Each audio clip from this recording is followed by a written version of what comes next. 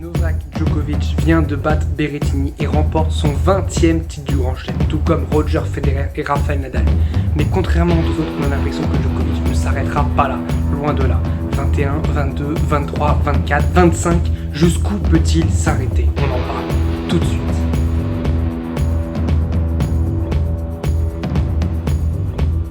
Salut à tous, j'espère que vous allez bien, je suis très heureux de vous retrouver pour cette nouvelle vidéo. Aujourd'hui on va débriefer la finale de Wimbledon entre Novak Djokovic et l'Italien Matteo Berrettini, remporté évidemment en 4 manches par Novak Djokovic qui a été trop fort qu'à sa vie pour le set dans les 4 manches. La première il a mené 5-2 avant, on va dire, un petit peu de s'écrouler, même si c'est Djokovic donc il s'écroule pas vraiment, mais un petit craquage pour perdre ce premier set 7-6, 7-4 au tie-break de Berrettini qui a très bien joué le tie-break, là où Djokovic a fait quand même quelques fautes. Derrière 6-4, 6-4, 6-3 pour Djokovic en taille patron, avec la tête, avec le mental, avec le public contre lui encore une fois. Djokovic, qui on rappelle, joue quand même 90% de ses matchs, il l'a même dit en conférence de presse, qu'il jouait 90% de ses matchs avec le public contre lui, mais que justement il se servait de ça, voilà, pour récupérer de la force. Et je pense même que le fait que le public soit contre lui, ça lui donne plus de force que de tristesse, même si je pense qu'il est triste aussi que le public l'apprécie pas à sa juste valeur. Ça reste quand même un très grand champion, voire même le plus grand champion de tennis, en tout cas actuel évidemment, c'est le meilleur joueur du monde actuellement. Là il a 20 titres du Grand Chelem, il rattrape Roger Federer et Rafael Nadal. Et puis on a l'impression qu'il va prendre le wagon de tête et puis que Nadal et Federer ne vont jamais le rattraper parce que le 21e de Djokovic, je pense qu'il est plus proche que le 21e de Nadal et de Federer. D'ailleurs, est-ce qu'il y aura un 21e pour Nadal et pour Federer? C'est quand même une question qui mérite d'être posée, alors que Djokovic, on se dit quand même que le 21e va arriver à un moment évidemment. Alors les statistiques dans le premier set, on voit un Berrettini qui a été plutôt bon, Djokovic aussi, mais malheureusement Djokovic a quand même fait beaucoup de fautes directes, 10 fautes directes pour 6 points gagnants, là où Berrettini a fait 20 fautes directes pour 17 coups gagnants, mais on voit que Djokovic a fait beaucoup de fautes directes dans ce premier set, mine de rien, là où il a vraiment baissé son rythme après dans le deuxième, troisième et quatrième set. Évidemment, il a fait beaucoup moins de fautes directes dans ces sets-là, et d'ailleurs, la preuve, le premier set, il le perd 7-6 au tie-break, et puis remporte derrière les autres sets en faisant très peu de fautes directes. Regardez encore dans le deuxième set, très peu de fautes directes. Berrettini aussi, ses points gagnés au deuxième service, ça a baissé. Premier set, déjà, c'est pas beaucoup, c'est 41%. Deuxième set, c'est 43%. Troisième set, c'est 50%, mais bon, son premier aval, c'est 93%. Et je trouve qu'il n'a pas servi beaucoup de première Matteo Berrettini, pardon. Et d'ailleurs, dans le match, là, c'est la totale du match, tout à droite, il a servi que 59% de premier service. Et je trouve que c'est pas assez. Je pense qu'il aurait dû au moins être à 2 sur 3 premiers services joués. Il aurait dû être 66% minimum pour avoir une chance de battre Novak Djokovic. Il est à 76% de points gagnés derrière sa première. C'est vraiment pas mal. 3 points sur 4 remportés derrière sa première et derrière sa deuxième balle. En global sur le match, 38%.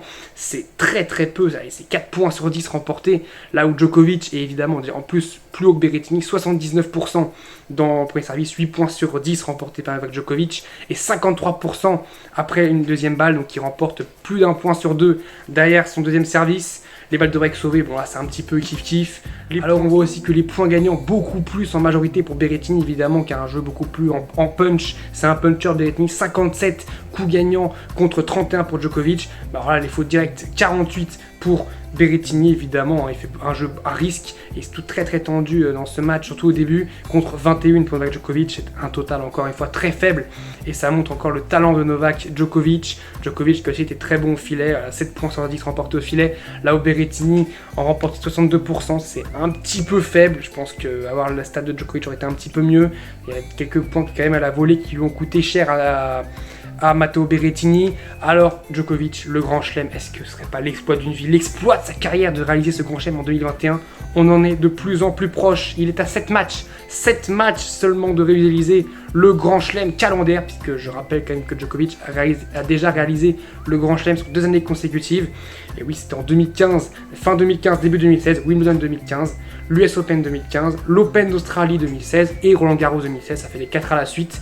Mais bon, pour les mauvaises langues, il n'a pas fait le Grand Chelem calendaire, alors que Roger Federer et Rafael Nadal n'ont jamais remporté 4 Grands Chelems à la suite, ce que Novak Djokovic a déjà fait. Il a déjà remporté, là encore en plus cette année, l'Open d'Australie 2021 contre Daniil Medvedev, qui était en pleine forme, qui était franchement le joueur à battre à ce moment-là. Roland Garros contre Stefanos Tsitsipas, qui était aussi le joueur en forme de terre battue, l'un des joueurs à battre. Et puis avant, je rappelle quand même la demi-finale face à Rafael Nadal, c'est quand même pas rien. Et puis là, contre Matteo Berrettini, qui était en pleine forme sur gazon, qui était invaincu sur gazon, il le bat. Il bat tous les joueurs, on va dire, un petit peu en forme du moment, donc il joue des finalistes, on va dire, légitimes. Il n'a pas des finales faciles, parce que Medvedev, c'était franchement une finale compliquée, pas au point de vue du score, parce qu'il a massacré Medvedev, mais au point de vue de l'adversité. C'était quand même un adversaire très redoutable, Daniil Medvedev, surtout sur dur. Sur terre battue, Tsitsipas était aussi un adversaire très redoutable. Et puis là aussi, Berrettini sur gazon, qui était vraiment très très solide, très très fort. Alors, quid de l'US Open, qui est quand même le grand chelem, je trouve en ce moment qu'il lui réussit le moins, même s'il a remporté en 2018. Mais 2019, il a abandonné contre Wawrinka en étant né 2-7, un break.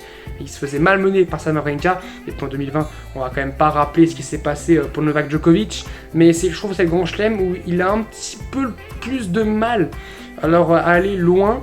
C'est le grand chelem qui est le plus ouvert. C'est là où le Big Free remporte le moins de grand chelem, entre guillemets. Donc c'est peut-être là où ça peut être un peu plus ouvert et plus compliqué, parce que plus il va se rapprocher du grand chelem, plus la pression, je pense, va être maximale. Et rappelez-vous Serena Williams en 2015, quand elle arrive en demi-finale, qu'il lui reste Roberta Vinci et Flavia Pennetta, on se dit mais c'est bon, elle a le grand chelem, c'est fait. Et puis elle craque contre Roberta Vinci en demi-finale, donc on verra Novak Djokovic. Je rappelle aussi qu'il y a aussi les JO, il peut encore réaliser le Golden Slam comme Steffi Graf avait déjà réalisé, c'est remporter les 4 grands chelems la même année, plus les Jeux Olympiques. Ce sera un exploit majuscule, encore plus que les 4 grands chelems. Je pense que les 4 grands chelems déjà, ils s'en contenteraient. Alors justement, est-ce qu'il peut déjà mettre Rafael Nadal et Roger Federer dans le rétro, être à 21 dès l'US Open? Et bah c'est possible.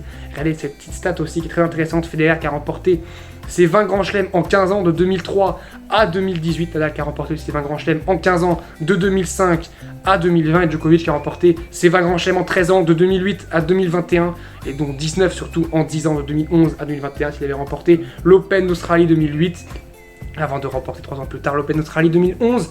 Donc on voit que Djokovic a remporté ses grands chelems, c'est plus resserré. Il a remporté ses 20 grands chelems en 13 ans, là où Federer l'a fait en 15 ans, et Rafael Nadal aussi. Bon, évidemment, Djokovic est plus fort pour le moment, c'est même le meilleur joueur du monde actuellement, on voit pas qui peut le battre, mais à l'US Open, j'ai envie de dire, c'est peut-être le tournoi le plus ouvert, là où, pourquoi pas, un Dominic Thiem s'y revient en forme, un Stefanos Tsitsipas, un Medvedev, je pense, va être très très fort à l'US Open. Il va avoir à surveiller Medvedev, mais Djokovic sera, quoi qu'il arrive, dès qu'il rentrera sur le court à l'US Open, le favori du match. Sur les 7 matchs, s'il joue les 7 matchs évidemment qu'il va jouer à l'US Open, il sera favori à chaque fois. Et jusqu'où va-t-il aller chercher ces 7 matchs à l'US Open? On verra. En tout cas, on reviendra pour parler des JO. Je vous dis salut à tous, portez-vous.